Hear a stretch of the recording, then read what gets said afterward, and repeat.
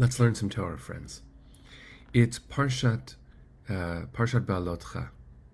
And the opening of the Parsha is BeHaalotecha Tanerot, when you raise up the candles, and it is the instruction how to build the menorah. On Hanukkah, we have a Chanukiah, and you'll hear some people make the distinction. A Chanukiah has 8 candles or 8 wicks, plus the shamash. The menorah had 7, 3 on each side and 1 in the center. And the number 7, of course, has a deeply mystical significance, the creation of the universe.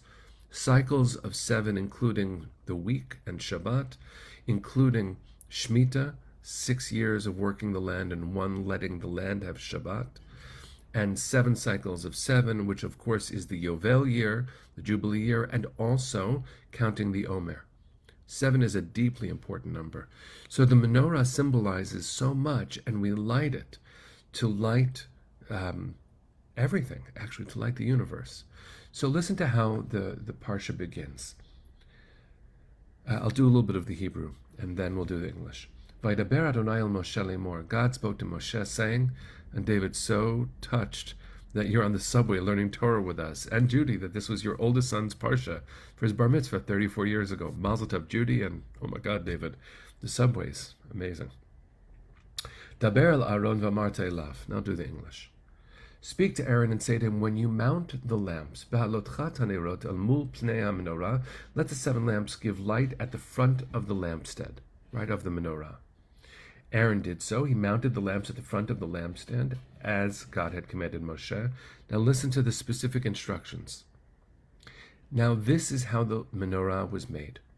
It was hammered work of gold, miksha zahav, hammered from base to petal. According to the pattern that God had shown Moshe, so was the menorah made. Ad yorecha ad pircha mikshahi. The menorah was made of 1 piece of gold, hammered from the bottom to the top, but notice that it's described as hammered from the base to the petal. Have you ever noticed that a lot of menorahs, a lot of Chanukiot too, are designed and they look like flowers, especially where the candles sit or where the olive oil sits?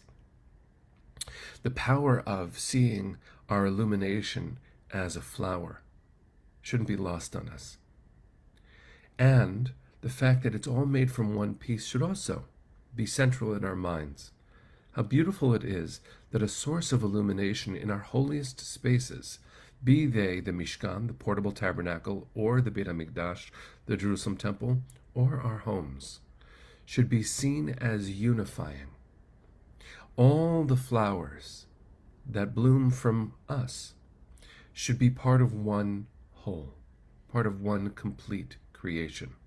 The number 7 really does play into this, at least in my imagination, that a complete act of creative expression should bloom, should be illuminating, and we should recognize that we're all made of the same stuff. The same stuff. We are formed from the base to the distinctive expressions. You and I are different. We are selves. But that's also a matter of perception. We're all made of stardust. We're all made of the image of God, refracted into countless different varieties. How beautiful it is to see the varieties of human beings, the different shades of our skin, the different ways that we love, the differentiated genders that are not binary, these infinite expressions of what it is to be human. During Pride Month, we recognize this with power. During the beauty of celebrating Israel during June, and being part of, 2 days ago, the parade, reminded me that each individual flower has a beautiful scent to share in the world. The varieties of Jews in the world. We don't all look like one. I often think that when I'm speaking on a panel, I have to point out, and I often do, that not every rabbi has a beard. Not every rabbi looks like me. As a white, straight man, it is a fascinating thing to be in a position of privilege where I never am questioned. Do I have the right to be who I am in the world? As a Jew, sometimes, but not often. But not every rabbi looks like me. In fact, if it's Rabbi Yonina, creditor, my sister, doesn't look like this. I mean, we resemble each other, but the differences are important to point out.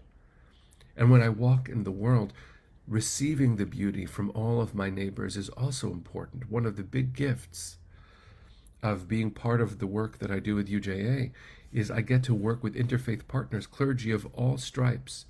What a gorgeous thing it is to stand with my sister, the priest, my brother, the imam, to work in the world where we do have multiple expressions of humanity. But we have to remember that it's not an act of kindness that leads me into relationship with the other. It's an act of recognition. You and I are different because that's holy, but we are the same because we are divine.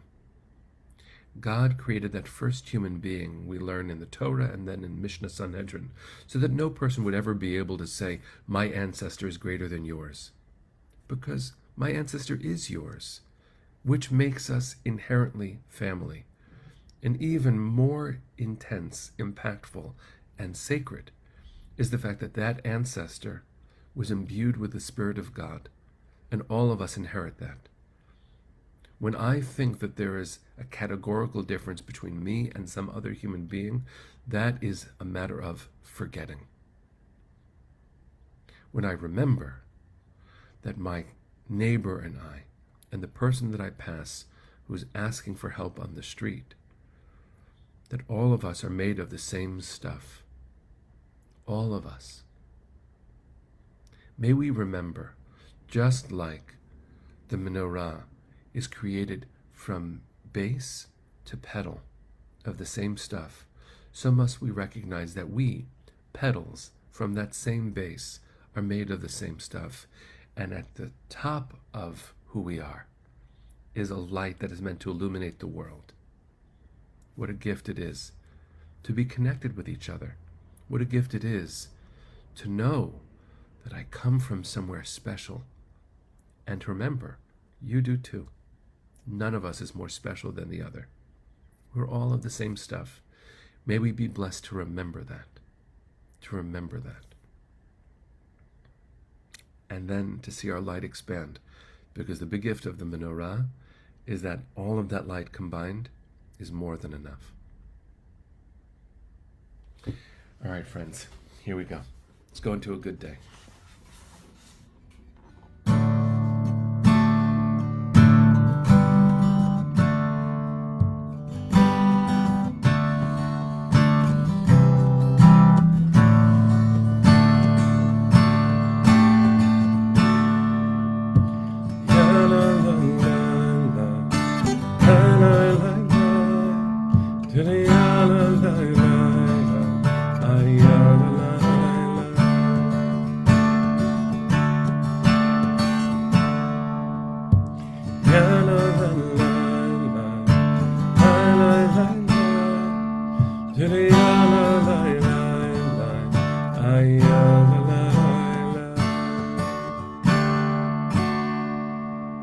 Until soon, friends. See you tomorrow. Have a beautiful day.